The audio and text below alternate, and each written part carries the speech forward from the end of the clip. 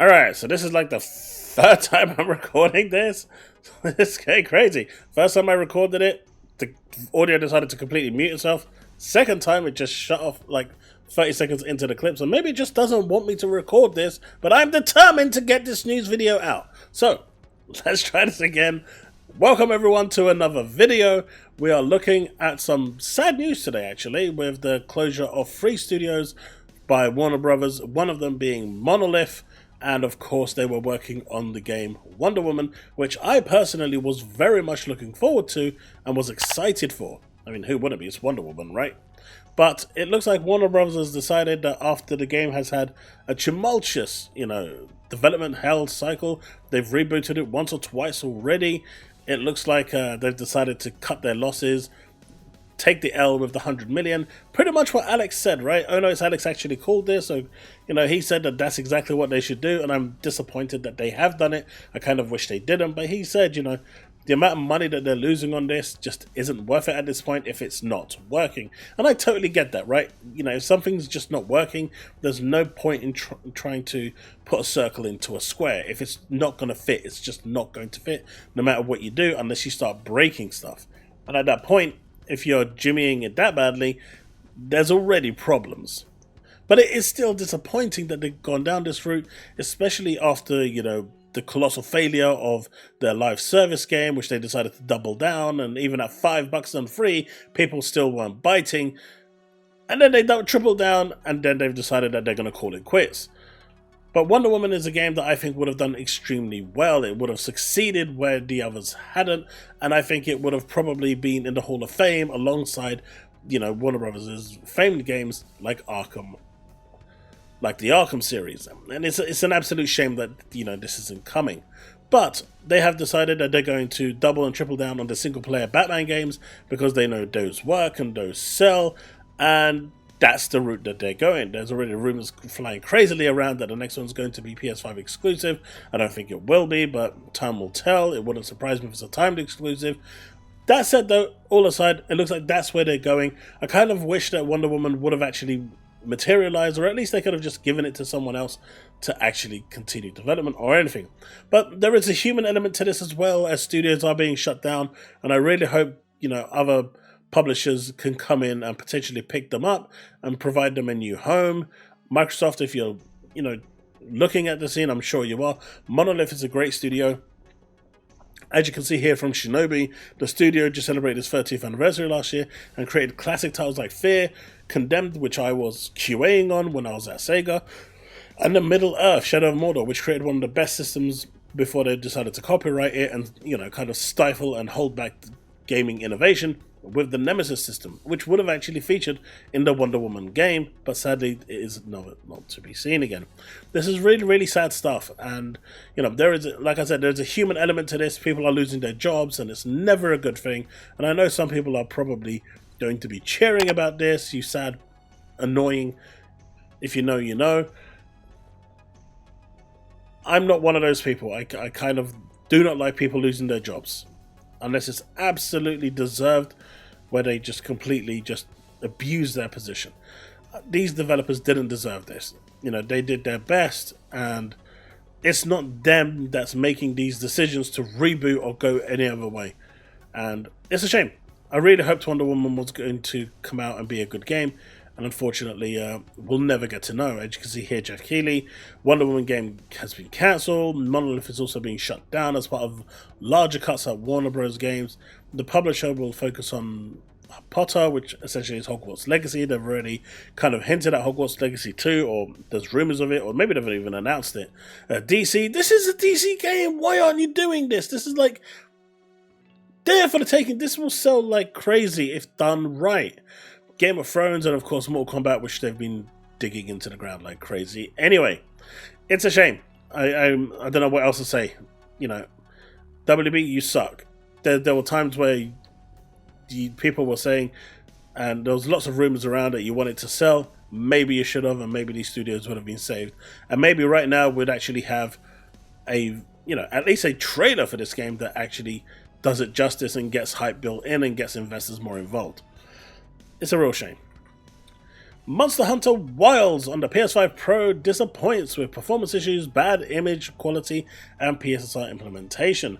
Now, the Series X and the PS5 version, off the bat, I'm going to say, drops down to like 720p at times. But it maintains whatever it does, you know, the frame rate as best as it can. It's got frame rate issues all over the place.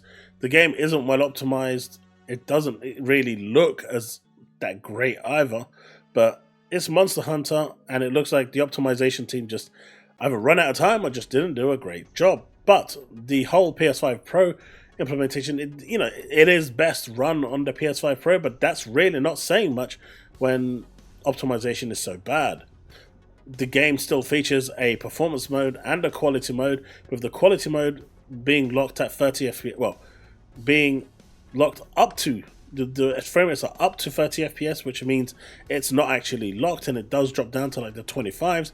We're talking about a £700-800 console here that's not able to run it. So the money you're paying for this probably isn't giving you a return. You at least want to get that locked 60 FPS. At the very least, the locked 30, right? The game never runs at native 4K either because of the way it is. It gets to 3K resolution, and then the PSSR will upscale it to 4K, which actually looks okay, but the problems arise when you take it down to performance mode, when it drops down to 1080p and PESA decides that it's going to piss all over your screen and give you a blurry, messed up image with tessellation effects and artifacting effects. I mean, it's not technically giving you artifacting, but you'll know what I mean when you see it with all the flickering and blurriness and stuff like that, because PESA doesn't really understand how to upscale from such a low resolution. We've seen it do it with 720p, and it was absolutely horrible. The fix for it was just to disable PESA. Now we're seeing it with 1080p, and I guess at some point they are going to disable PESA here as well. The 60 FPS mode loses an enormous amount of quality, which actually makes you really think, is it actually worth the downgrade in quality of the overall footage to what you're actually getting? And this is why now there's conversations on whether the base PS5 version and Series X version, which doesn't boast any ray tracing, is actually better at performance mode than the actual PS5 Pro. Even though they don't lock at 60, they have just better textures, better graphics, and it's not really that far off the 60 mark either. The PS5 Pro version unfortunately decides that it is going to enable ray tracing. Now, ray tracing is extremely heavy, and if you don't have hardware ray tracing, it is going to impact your performance quite heavily. Even the 3090 that I have, one of the biggest flaws of it is the fact that it doesn't have hardware ray tracing, it's software. And the moment you enable ray tracing, your FPS tanks hard. So it's not surprising that the PS5 Pro is going to tank here. But why not give the users the option to enable and disable ray tracing if they want to disable it for that performance gain? Maybe, on fidelity mode, they can actually hit that 40 FPS if you disabled ray tracing. But they've got it set to max, and that's a problem. So maybe at a later patch they'll fix that, but at launch it doesn't seem like they will, and this to me is a massive problem and really a disappointment for those that did pay the full price for it. Unlike myself, it just feels like wasted money, especially with the way the devs are using it and enabling it. And now with FSR 4 also coming with the next generation AMD cards as of March, if it's already impressing better than PSSR is, why would anyone use it? Why? And will Sony even continue to use PISA if FSR 4 is trumping all around it, dancing on its grave and singing Kumbaya? Maybe Sony will finally say, do you know what, we attempted this with PISA, and that's, at least they attempted it. But it didn't work out. And thank you for the experimentation money. Thank you for letting us recover some of our invested money into this experiment. It didn't work. We're going back to FSR 4 for the PS6. Who knows? It could very well be the case. This one is crazy, right? So Bungie decided some time ago that they're going to vault expansions that you paid for. And then during a splice reel decided to use content creators' videos and clips, claiming if it's a Destiny clip, we own it. We let you use it and monetize it, but we own it and we can use it when we want.